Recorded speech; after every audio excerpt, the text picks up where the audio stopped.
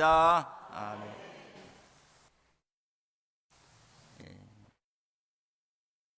오늘 교회학교 아이들이 위에 저 중청에 있어요. 난간에 매달리지 않도록 잘 아이들을 또 봐주기를 바랍니다. 아이들이 이제 미랄실에서 소박하지만은 또 예배를 드리는데, 또 아이들끼리 모여서 예배 드리는 것도 그 연령대에 맞는 지도를 하는 것도 중요하지만, 어린 시기에는 좋은 추억과 기억을 남겨주는 것이 중요해요. 나중에 그 기억을 소환할 수 있는 그 기억의 경험이 있어야 되는 거죠. 우리들도 다 어릴 때부터 이렇게 어른이 될 때까지 보면 늘 한결같은 것은 아니잖아요. 때로는 교회도 나가기 싫고 또 신앙생활도 주춤하고 옆에서 감독하는 사람이 없이 다 이제 어른이 됐는데 누가 누구를 말을 듣고 싶지도 않잖아요. 하지만 하나님께서 우리의 마음에 감동을 주시고 신앙의 자리를 일으켜 세우실 때 어떤 방법을 사용하시느냐? 어릴 때에 봤던 기억을 소환해 가지고 그때 본 부모의 모습, 그때 교회 학교의 모습, 그때 어린 눈에 바라봤던 권사님 장로님들의 모습, 내가 그 나이가 되었는데 이런 기억들이 소환되면서 내가 너무 나가 있었구나 하는 마음에 또 자책이 들고 이제 돌아서야 되겠다. 그렇게 하나님의 은혜가 이끌려가는 그 길을 열어주는 것이 좋은 기억을 남겨주는 거거든요.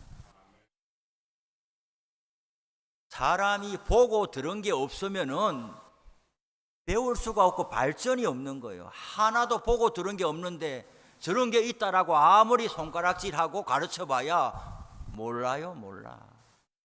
특별히 우리 어린아이들은 어른들의 모습을 유심히 지켜보는 거예요. 요새 재미난 책을 좀 읽어보는데 거기에 이런 내용이 있어요. 신앙에도 사춘기가 있다. 나이 70에도 사춘기가 오고 그런 거죠. 사춘기는 뭐겠어요? 그 이전까지, 요새는 사춘기가 또 일찍 온다 그러잖아요. 그 이전까지는 시키는 대로 하다가 어디에 눈을 뜨는 거예요? 부모 말이 다 맞는 게 아니라는 거. 그 부모가 거의 어린아이에게는 신적인 존재로 모든 것을 거기를 순종하기만 하면은 다 잘 된다고 했는데 눈을 뜨고 보니까 부모도 온전하지를 않고 부모의 지식도 경험도 맞지 않는 것도 있고, 이런 것을 알게 되면서 충돌을 일으키는, 나는 그렇게 생각하지 않는다, 그런 거. 그래서 아버지가 엄마가 이놈의 자식 하면서 손을 들면은 손을 딱 잡으면서 어떻게 해요? 왜 이래요? 이렇게 하면서 말로 합시다, 이렇게.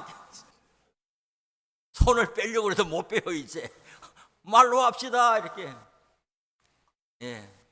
신앙의 사춘기가 오는데 그게 다 나쁜 게 아니고, 사람이 사춘기 시기를 지나가야 되는데 그때마다 때려잡고 억압하고 누르고 해가지고 꼼짝 못하게 하면은 건강하게 자라지를 못하는 것 아니겠어요? 신앙도 자기 신앙으로 자리매김을 하려면은 때로는 방황하는 것도 우리가 인정을 해줘야 돼요.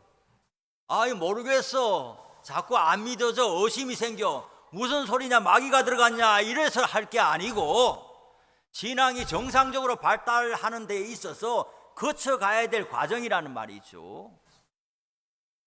기도하고 기다리고 그래야 되는 거죠. 그런데 무슨 내용이 있느냐? 아이들이 뭘 알겠냐 싶은데 아이들이 가장 영적인 감각을 가지고 있다는 거예요. 표면적으로는 부모가 이야기하면 처음에는 힘이 없고 돈이 없고 뭔가 부족하니까 예 이렇게 하지만은 그 아이들은 말로는 예 하지만은 그 감각이 부모가 진실된지 진실되지 않은지, 정말 자신을 사랑하는지 그렇지 않은지 다 안다는 거예요. 그러다가 사춘기 시기를 지나면서 그것이 다 터져 나온다는 거죠. 다 너를 위해서 한 거야. 너를 위해서 손을 댔어. 너를 위해서 매를 댔어. 너를 위해서 고함질을 했어. 아무리 말해도 그것이 진실되지 않다는 것을 아이들은 정확하게 안다라는 것이죠.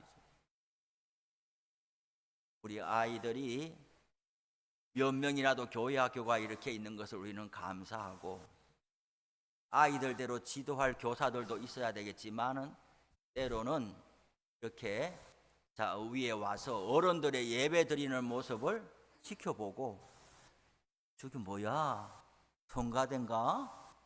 왜 저 사람들은 따로 저기 앉아있지? 뭐 이런 궁금함도 가지게 되고, 우리는 막 뛰쳐나가고 싶은데 어른들은 왜 저 1시간 동안 저렇게 가만히 있을 수가 있지?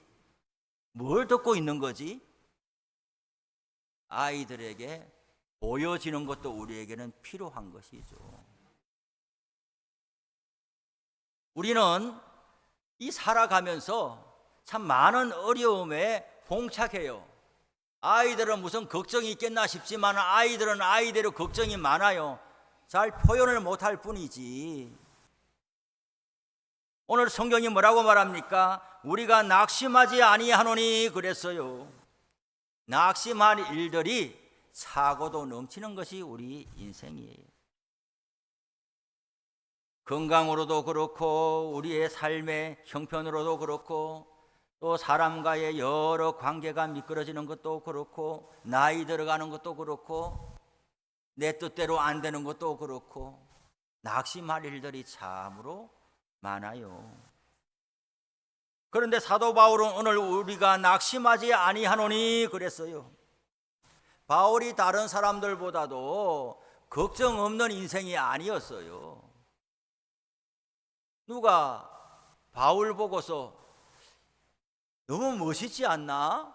하나님께 쓰임받고 막 가는데 막 전도하고 야 뭐 교회 짓고 야 정말 사람이 한 번밖에 못 사는데 그래 살면 좋겠다 이런 생각이 들 수도 있지만은 그 인간적인 이면에 바울이 경험한 한 인생을 보면 결코 그래 살고 싶지는 않은 것이죠.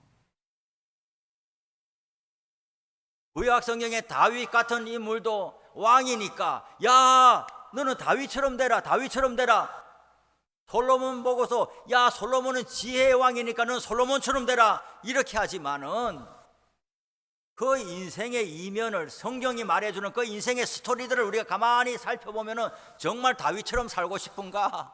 정말 솔로몬처럼 살고 싶은가? 인생의 밝은 면도 있지만은 어두운 면도 있는 것이죠. 어두운 면이 더 많기 때문에 밝은 면이 부각이 되는 것이죠. 믿음의 사람들, 훌륭한 사람들도 그렇게 찬란한 모습들이 부각이 되지만 그 인간적인 이면은 우리와 별반 다를 게 없는 거예요.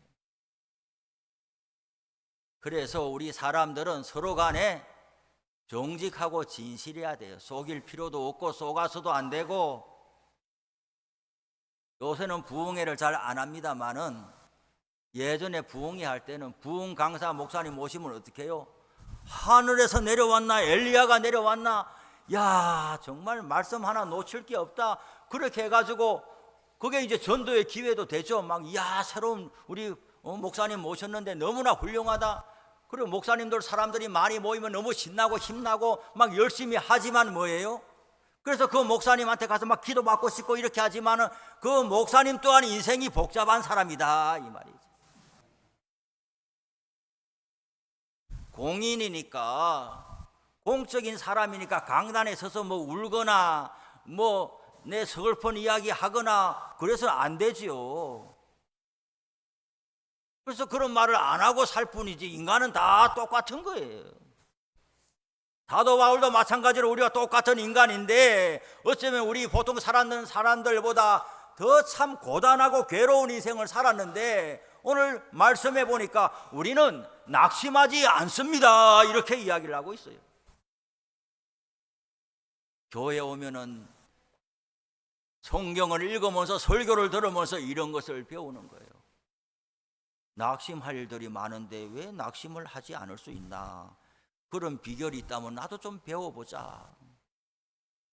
낙심하지 않는 이유를 첫 번째로 뭐라고 하느냐? 16절에 그러므로 우리가 낙심하지 아니하노니 우리의 겉사람은 낡아지나 우리의 속사람은 날로 새로워지도다 그랬어요. 사람이 몸이 있고 마음이 있고 몸이 있고 정신이 있고 영혼이 있고 이런 것처럼 보는 이런 겉사람이 있고 우리 눈에 보이지 않은 속사람이 있다라는 것이죠. 그런데 겉사람이 낡아진 이 외모, 키, 이 몸, 이 건강, 나이 들어가면은 이 자연적인 흐름을 거스를 수가 없고 또 사람에 따라서 어떤 사람은 좀 더 일찍 병들어 눕는 사람도 있고 어떤 사람은 백수가 돼도 건강을 유지하는 사람도 있고 뭐 어떻게 이것을 사람이 자기가 결정할 수는 없죠. 운동을 열심히 하면 건강을 잘 지킬 수 있나? 보통 그렇다고 보지만은 운동을 열심히 하고 정기검진을 받고 병원에 계속해서 다니면서 사전에 예방하려고 하지만은 예방이 안 되는 경우예요.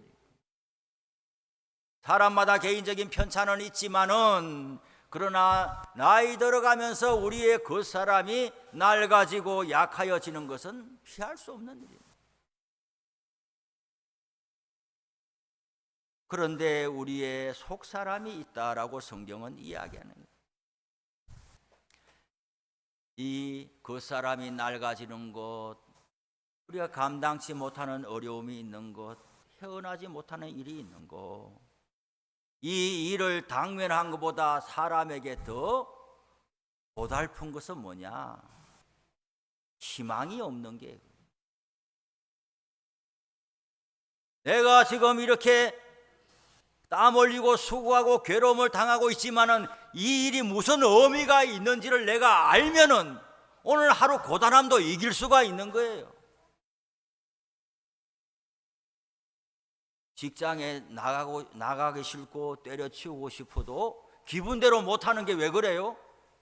기분대로 내가 살지 못하는 게 내가 한 달 열심히 나가서 일해야 식구들도 먹여 살리고 자식들이 등록금 달라 할 때 등록금 주고 옷도 사 입히고 학교도 보내고 그래서 내가 고생하고 애쓰지만은 그 보람된 이유를 알기 때문에 또 한 달 한 달 잘 견뎌낸 거는 것도 아니겠어요? 이유와 목적이 없이 그냥 열심히만 살라고 해서 사람이 살아질 수 있는 것도 아니고 이런 실망과 낙심되는 일이 있을 때에 나한테 왜 이런 일이 일어났지? 나는 이 터널을 지나면 그 앞에 무엇이 있나? 알지 못하는 가운데 그냥 운명이다 팔자다 이렇게 생각하고 살려면은 아마 하루 이틀도 못 견딜 거예요, 사람이.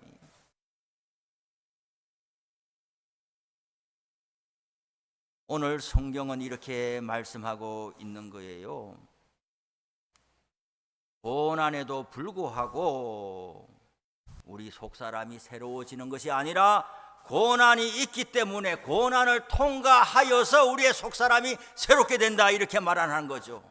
세상을 한번 보세요. 예수를 믿지 아니하는 일반 세상 사람들은 고난과 고생을 만나면 어떻게 되는 거예요? 마음이 거칠어지는 거예요. 마음이 굳어지는 거예요. 내 인생도 내가 감당이 안 되는데 누가 나에게 뭔가 아쉬운 소리 하거나 하면 그만 화가 나는 거예요. 세상에 나만 불행하고 모두가 행복한 것 같으니까 그냥 화가 나고 짜증스러운 거예요. 상처를 받지 않으려고 점점 더 갑옷을 입게 되는 것이고 인색해지는 거예요. 돈만 인색해지는 것이 아니라 마음이 인색해지는 거예요. 여유가 없는 거예요. 그리고 사람들을 향해서 방어적인 태도를 취하면서 한마디 하면 10마디를 이제 쏘아붙이려고 마음에 장전이 되어 있는 거죠.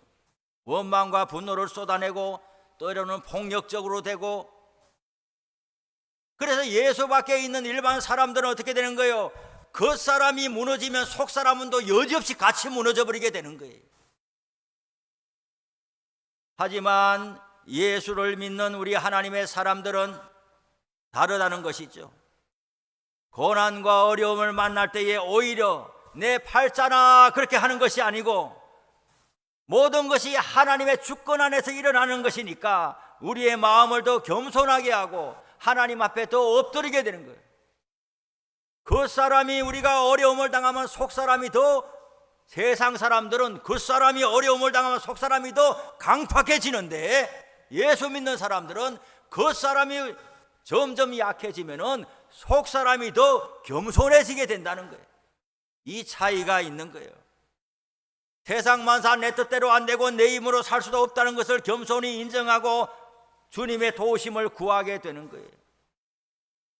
고난이 깊어질수록 우리 안에 계신 주님을 더욱 의지하고 주님께 가까이 나가고자 하는 그런 우리의 기도와 간구가 일어나게 되는 것이, 이렇게 하나님 앞에 엎드릴 때에 성령께서 도와주셔요. 우리 안에 예수 믿는 선한 사람의 성품을 빚어 가시는 거예요. 여러 가지 어려운 일을 만나서 그 사람이 이렇게 되니까 속 사람도 같이 망가져가지고 강팍해져 가면은 세상 사람과 똑같은 거지. 우리가 지난 역사에 쭉 책을 통해서 공부해 봐도 정말 사람들에게 훌륭한 영향을 끼치고 마음에 감동을 주는 사람은 어떤 사람이에요? 고생을 많이 한 사람들이 사람에게 깊은 감동과 울림을 주는 거예요. 그런데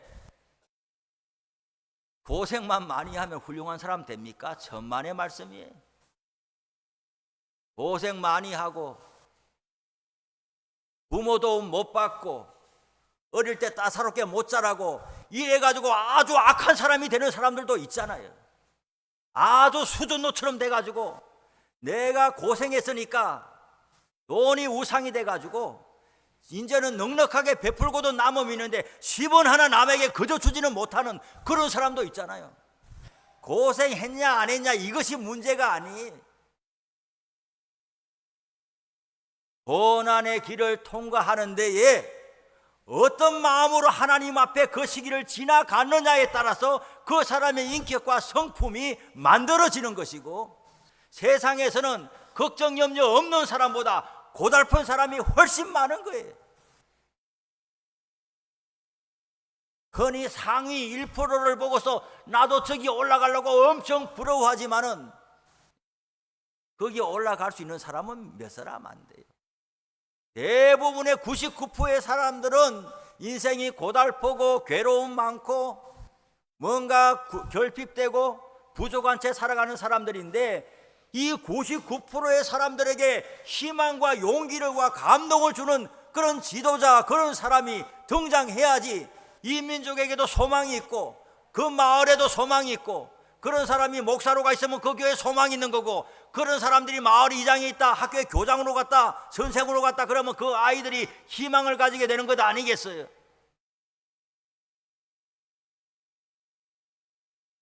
그래서 경험적으로 봐도 사람의 심령을 갱신시키는 것은 그 길을 통과해 간 사람들이 하나님 앞에 그것을 감당하면서 물어가면서 하나님의 인도하심을 받은 사람. 그렇다고 해서 그걸 다 해결했다는 뜻은 아닙니다.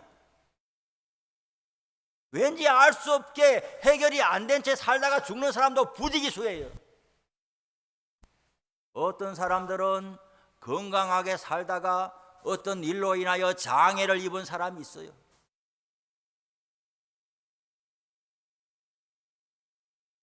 병원에 이렇게 가고 해도 장애가 고쳐지지 않아요. 큰 사고가 있었어요. 그러면 우리 생각에는, 여러분 내가 가서 기도원 가서 기도하고 이렇게 하다 보니까 보세요나 다 나았지 않습니까? 아이고 어쩌면 나도 그렇게 될 수 있습니까? 비결이 뭡니까? 이렇게 하지만은 그 감동보다는 해결되지 아니하는 그것을 안고, 그렇지만 나는 절망의 나락에 떨어지지 않고 여기도 하나님의 도우심과 인도하심을 내가 오늘도 맛보며 살아갑니다 라고 하는 사람이 훨씬 더 사람에게 소망을 주는 사람이죠. 교회는 지금까지 우리가 어떻게 살아왔던지 간에 뭘 지향, 이렇게 해서 짠 너무 좋아졌지 않아요? 이런 사람이 100명 있는 것보다 해결되지는 않았지만 내가 예수 믿고 다시 보니까 이 또한 하나님의 도우심이라는 걸 내가 알게 되었어요. 이런 한 사람이 훨씬 더 사람들을 감동케 하고 하나님 앞에 세워간다는 걸 우리가 알아야 되는 것이죠. 정말 뭘 바라보고 살 거냐? 뭘 소원하며 살 거냐? 나만 특별한 사람이 되기를 원하느냐? 99%의 사람들이, 대개의 사람들이 이런 인생을 살아가는데 나는 하나님의 축복을 받았으니까 별다른 1%의 사람이 되기를 그렇게 힘쓰고 기도하느냐? 하나님이 그렇게 허락지를 않았습니다. 이러한 상황을 안고서 어떻게 낙심하지 않는 이유를 찾아서 살고 있느냐? 그 사람이 사람을 살리는 사람인 거예요. 고난을 통해서 우리의 속사람이 겸손하게 되고 하나님을 알게 되고 다른 사람에게 긍휼과 자비의 마음을 갖게 되고, 그래서 고난의 한복판은 망하는 자리가 아니라 새로운 소망의 눈을 뜨는 자리이고 내 안의 속사람이 강건해지는 은혜의 자리가 되는 줄로 믿는 사람이 낙심하지 않는다 이거예요. 두 번째는 낙심하지 않는 이유가 뭔가? 17절 18절에 우리가 잠시 받는 환난의 경한 것이 지극히 크고 영원한 영광에 중한 것을 이루게 한다 그랬어요. 사람이 왜 낙심하느냐? 지금 내가 당면한 이 일이 언제 끝날지 모르기 때문에 낙심하는 거예요. 5년이냐 10년이냐 언제 끝나냔 말이에요. 언제 해결을 보냐는 말이죠. 그런데 지금 지나가고 있는 이 일이 잠깐이다. 그리고 내가 무거워서 못 견디겠다 싶지만은 이것이 경한 것, 가벼운 거다. 뭐에 비해서? 앞으로 하나님께서 나에게 붙여주실, 덧입혀주실 영광에 비해서는 아주 사소한 거다 이 말이에요. 그래서 결국 신앙과 불신앙이 갈리는 지점은 보이는 것만 붙잡고 살아가느냐, 보이지 않는 것을 내가 보는 것처럼 믿고 붙잡고 살아가느냐, 이거에 신앙과 불신앙이 결국은 갈릴 수밖에 없어요. 전화 없이 내가 신앙이 있느냐, 뭐 교회를 위해서 헌신하느냐 하지만은 결국 그 종착점이 뭐냐? 보이는 것 몇 가지 붙들고 소원 성취하려고 교회에 나왔다고 하면 결국은 실망하고 오래 가지도 못하는 거예요. 보이지 않는 것이 영원하다라는 거예요. 나이 들어간다고 자꾸 서글퍼집니까? 자꾸 병원에 가서 고쳐가면서 자꾸 30대처럼 살고 싶습니까? 그래 봐야 큰 순리를 막을 수는 없어요. 내가 왜 이래 늙어가냐 그러면서 서글프다고 하지 말고 이 잠깐뿐인 인생을 내가 이렇게 지나가는구나 하면서 하나님 나라, 영원한 하나님 나라의 생명으로 우리를 맞이해 주실 그 나라를 소망하는 것에 더 큰 비중을 두면은 내가 늙어가는 것이 그렇게 서글퍼지는 않을 거란 말이죠. 내가 막 몸부림치느라고 너무 괴로워하고 낙심하는데 이만큼 살아온 것도 감사하고 하나님께서 하나님의 나라의 영광 가운데 나를 맞이해 주실 걸 생각하면은 지금 내가 나이 들어가면서 예전 같지 않고 이런 것들이 가벼운 것이다. 더 큰 선물에 비해서는 지금 내가 고생하는 것이 가벼운 것이다. 그런 거죠. 그럴 때 우리가 낙심하지 않는다. 제가 우리 교회에 와서 몇 가지 기도하는 것이 있는데 이루어질 때까지 기도할 것이, 그 중에 하나, 둘, 몇 가지를 소개하면, 우리 교회에 다양한 연령대의 사람을 하나님이 보내주시기를 바랍니다. 이 기도를 5월 때부터 했어요. 왜? 우리 교회에 연로하신 분들이 많고 누가 제일 젊으냐? 목사인 내가 제일 젊다 이거예요. 30대, 40대 없어요. 없어. 30살 청년은 있지만은 결혼하지 않고 사는 30살 청년하고 결혼해서 가정을 이루고 자식을 낳고 사는 30살하고는 다를 거 아니에요. 모든 삶의 이해가 다르고 그리고 사람을 그리고 교회를 섬기는 태도가 다 다를 것이니 물리적으로 나이가 30살이냐 이거보다는 그래도 각 연령대에 정말 듬직하게 세워지는 사람들이 10년 단위로는 다 빼곡하게 있으면 좋겠다 이런 기도를 계속 해왔어요. 그런데 지금 그 기도가 이루어졌단 말이에요. 어디에 이루어졌어요? 나는 노원진 성도님이 40대인 줄 알았어요. 애가 오늘 아들이 왔거든요. 이때까지 딸만 늘 왔다가 오늘 딸은 못 오고 중학생 아들이 와 있단 말이에요. 중학생 아들이 있으니까 요새 그 시기에는 결혼이 대충 늦잖아요. 그런데 만나서 물어보니까 36인가 30대라고 그래. 30대에 이렇게 왔잖아요. 이렇게 40대는 없지 않느냐? 무난나 성도님 49이라는 거예요. 이제 1년 지나면 50대니까 40대가 없어지는데 이제 그 사이에 또 40대가 어디서 오겠지요. 50대, 60대, 70대, 80대, 90대 다 있어요. 오늘 중학교 2학년 아들이 왔으니까 중학생이 있어. 뒤에 고등학생들이 있죠. 20대 대학생이 있죠. 지금 어린애가 있죠. 뭐 10살 미만의 애가 있죠. 제가 왜 10년 단위로 다양한 돌진하는 애부터 90 노인까지 다 있어야 되겠다 그런 기도를 하느냐? 단순히 사람 숫자 하나 둘 셋 넷 늘어가려고 그래 한 것이 아니지. 사람은 애나 어른이나 다 자기 인생이 복잡하다고 생각해. 20살 30살 되는 젊은이가 90 노인을 보고 내가 이해합니다 말이 되겠어요? 80, 90 된 사람이 20살 지금 30살 보고 야 내가 인생을 살아보니까 이렇게 해도 세상이 너무 달라졌기 때문에 그 권면과 충고가 맞지도 않아요 요새는. 그럼 우리가 자기 앞에 낙심할 일들이 엄청나게 많고 내 일이 제일 커 보이는데 내 인생을 어떻게 헤쳐나갈까 누가 도와줄 거냔 말이죠. 결국은 교회에 와서 다양한 연령대에서 하나님을 각자가 만나가지고 90 노인은 90의 대로 이 연령대에 있는 대로 하나님 앞에서 인생의 몫을 감당해가고 직장을 구하는 20대는 그 20대에 맞는 그 무게를 하나님 앞에서 해결해가고 그래서 90 노인은 80은 지금 20살 청년들을 보고서 나는 20살 때 저렇게 살지 못했는데 30살 되는 사람들 보고 나는 저 나이 때 허랑방탕하게 살았는데 어떻게 저 나이에 오롯이 예배에 와서 앉아있고 봉사하고 기도하고 또 가끔 광고에 응답의 소식이 있고 내 자식은 아니지만 너무 귀하다 기도라도 보태주고 뭐라도 그래도 형편이 좀 있으면 우리 어린 아이들을 보고 야 경진슈퍼 가서 과자 사 먹어라 아니면은 돈 좀 있는 분들이 우리 교회 좀 많이 늘어났으면 좋겠어요. 나는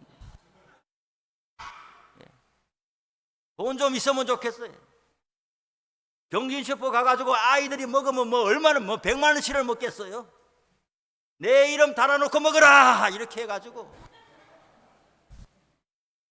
나는 그 정도 부자들이 우리 교회 좀 나와주기를 바라요. 하나님이 물질의 축복도 주시기를 바라요. 적어도 한두 사람이라도 우리 아이들에게 경진축복 내 이름 놓고 달아 먹어라. 아이고 주일날 은혜는 모르겠고 가서 그냥 마음껏 가다 집어 먹을 수 있구나. 그런데 단서를 달아야 돼요. 집에 싸가지 가면 안 된다. 아무리 애들이라도 욕심이 있거든요. 한 가방 막 싸가면 어떡해요? 집에 싸가면 안 된다. 여기서 교회에서 먹을 만큼만 아무거나 먹어라 이렇게. 우리 교회가 다양한 연령대의 사람들이 있으면서 그 시기마다 하나님이 주신 은혜를 옆에서 보면서 젊은이들은 나도 하나님 아버지 나도 저 나이가 되면 저 어른처럼 살게 해주십시오 소망을 가지게 되고, 나이가 지나버린 사람들은 젊은이들을 보면서 내 자식은 아니지만 너무 기특하고 귀하다, 기도를 보태도 한마디 더 보태고 뭔가 과자를 사줘도 하나 더 사주고, 그래서 다양한 연령대의 사람들이 우리 교회에 이렇게 있어가지고 교회가 다른 걸로 인해서 신나는 것이 아니라, 애들만 있다고 좋은 교회도 아니고 노인만 있다고 좋은 교회도 아니고, 다양한 연령대의 사람들이 교회에 드나들면서 서로 간에 보고 들으면서 하나님이 하시는 일을 경험하고 배울 수 있다면, 그래서 목사의 설교만 통해서 배우는 것이 아니라 정말 서로가 서로를 보면서 살아있는 신앙을 보고 들을 수 있다면 이런 교회가 바로 훌륭한 교회가 아니겠느냐. 그 이유 때문에 저는 다양한 연령대의 사람들이 우리 교회에 오기를 기도하고 있는데, 지금은 한 명씩은 다 채워졌으니 이제 10년 단위로 한 2명씩은 이랬다. 또 무엇을 기도하고 있느냐?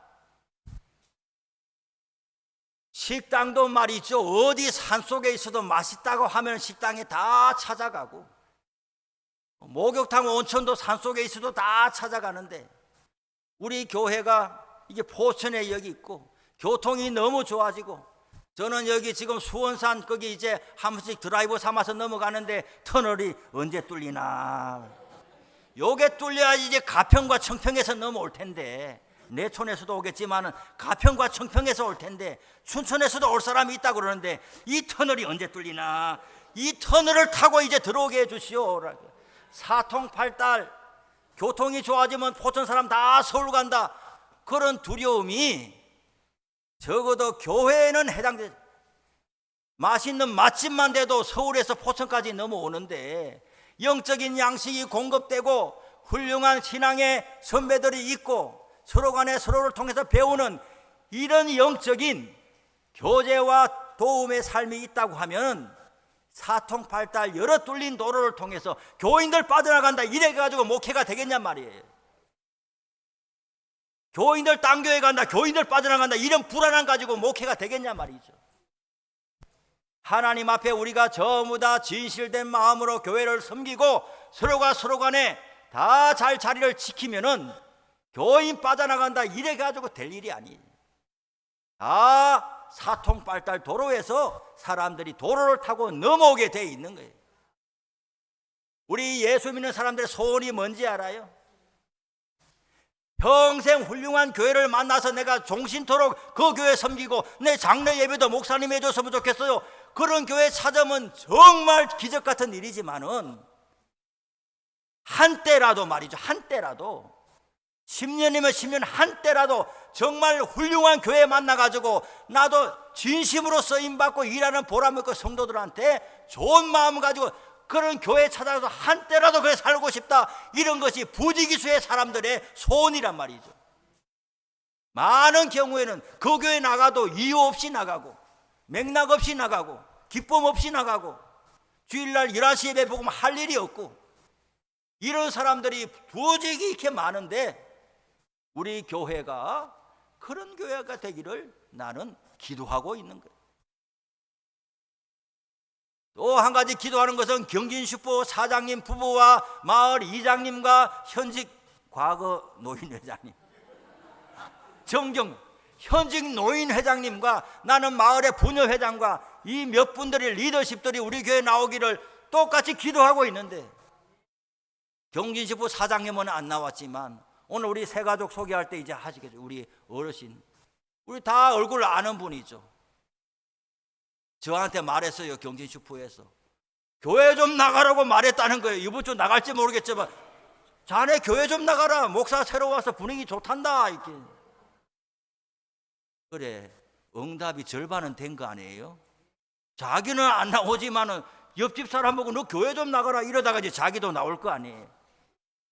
말씀을 마칩니다. 우리가 낙심할 이유가 많지만은, 그러나 멀리 바라보면은 하나님이 우리의 수고로움보다 항상 넉넉하게 덧입혀 주시는 것을 우리는 믿고 기대해야 될 것이에요. 어려운 일을 만나도 이게 한량없이 길 것 같지만은 한량없이 길지 않아요. 텅 하나님이 보실 때에 네 인생이 너무 괴롭구나 하면은 하나님이 데려가요. 하나님 너무나 괴롭구나 하면 하나님이 데려간다니까요. 하나님은 무엇을 하시든지 간에 우리에게 선을 행하시는 분이고 우리에게 자비를 입혀주시는 분이고 우리의 삶을 생명으로 인도하시는 분이지. 그러니 오늘 주일에 와서 이 하나님을 의지하고 신앙하고 낙심할 일들에서 좀 일어서시고 한 주간도 힘내어 살아가기를 바랍니다.